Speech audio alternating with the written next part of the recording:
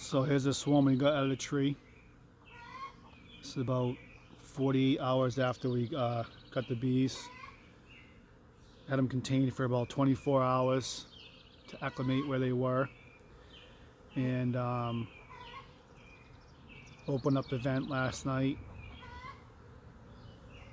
and they seem to be doing okay. Tomorrow we will search and look for the queen. So this is just to keep you updated on the follow-up and the process that we do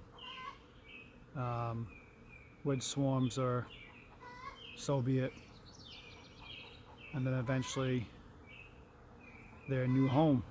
So we will keep you updated.